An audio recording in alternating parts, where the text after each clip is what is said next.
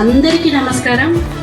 పైన వేదికను అలంకరించినటువంటి ఉపాధ్యాయులకు ఉపాధ్యాయులకు అలాగే ఇల్లాది ఫౌండేషన్ గారికి మరియు ఈ మున్సిపల్ హై స్కూల్ యాజమాన్యానికి అందరికీ నమస్కారాలు. అలాగే మనం ఒక ఉన్నత స్థాయిలో నిలబడగలుగుతాము. అలాగే ఆచార్య దేవోభవ అన్నారు. వాళ్ళు కూడా గురువులు అనేవాళ్ళు దేవుళ్ళతోనే సమానం. నిజంగా చెప్పాలంటే మేడం చెప్పారు కదా ఇంత ముందర, వాళ్ళు మా పిల్లలు కూడా వాళ్ళ పిల్లలాగే చూసుకుంటున్నారు. కాబట్టి ఖచ్చితంగా ఆ పిల్లలందరూ ఉన్నత స్థాయిలోనే ఉంటారు. అతిథి దేవోభవ, మన ఇంటికి వచ్చినటువంటి ఎవరినైనా సరే ప్రేమతో ఆదరించాలన్నమాట.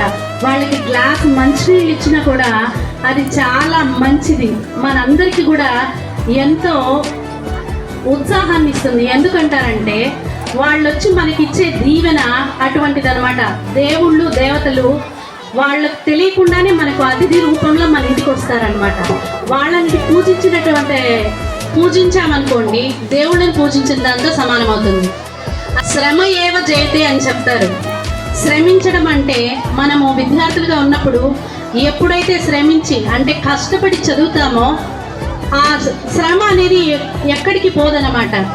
శ్రమించి మనం ఎప్పుడైతే చదువుతామో ఆ రంగంలో ప్రతి రంగంలో కూడా ఉన్నత శిఖరాలను మనం అధిరోహించగలుగుతాము.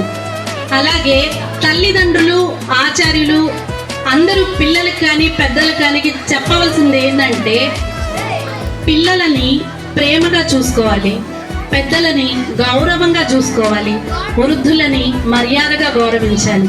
ఈ విషయాలు కనుక మనం తెలియజేశాము అంటే మన పిల్లలు మనకంటే గొప్పవాళ్ళు అవుతారు. మనకంటే గొప్పగా వాళ్ళు ఎప్పుడైతే ఉంటారో ఆ తల్లిదండ్రులకు అంతకు మించినటువంటి సంతోషం దేంట్లోనూ ఉండదు. ఇవి చదువుతో పాటి రావాలి. చదువుతో సహా ఎప్పుడైతే పిల్లలు ఈ గౌరవ మర్యాదలు నేర్చుకుంటారో వాళ్ళు ఖచ్చితంగా ఉన్నత శిఖరాలను అధిరోహిస్తారనేది నా నమ్మకం, అందరి నమ్మకం చెప్తున్నాను. ఇది ఖచ్చితమైన మాట అన్నమాట. ఎక్కడ ఈ విషయం ద్వారా నేనేం చెప్పదలుచుకున్నానంటే పేరెంట్స్తో పాటు గురువులు కూడా సమానమే. తల్లిదండ్రుల్ని గౌరవించాలి, అలాగే పేరెంట్స్ని గౌరవించాలి, తోటి సహ విద్యార్థులను కూడా గౌరవించాలి. ఎప్పుడైతే మనము ప్రేమ అభిమానంతో ఉంటామో వాళ్ళ నుంచి ఎన్నో నేర్చుకోగలుగుతాము. మీ క్లోజ్ ఫ్రెండ్స్ దగ్గరే మీరు కనుక నాకు ఇది రావట్లేదు, ఇది లేదు, ఇది చేయలేకపోతున్నాను అని చెప్తే వాళ్ళు ఎంతో హెల్ప్ చేస్తారు. అది ఎప్పుడు జరుగుతుందంటే మనం వాళ్ళని ఒకే విధంగా ట్రీట్ చేసినప్పుడు, అంటే వాళ్ళతో ప్రేమగా ఉన్నప్పుడు మాత్రమే జరుగుతుందన్నమాట. ఈ విధంగా ఉంటే ఎప్పుడైనా ఎన్ని సందర్భాల్లో అయినా మనం ఎటువంటి విద్యనైనా ఎంతో ఆసక్తితో నేర్చుకోవచ్చు, అలాగే ప్రతి రంగంలోనూ పైకి రావచ్చు. ఇక్కడున్న పిల్లలందరికీ నేను చెప్తున్నాను, ఇప్పుడున్న ప్రభుత్వ పాఠశాలలన్నీ చాలా మెరుగుతో కూడుకున్నట్టుగా ఉన్నాయి. చూస్తుంటాం కదా, ఎగ్జాంపుల్కి చూడాలంటే ఫోన్సే చూస్తున్నాము. చాలామంది చాలా రీల్స్ చేస్తున్నారు.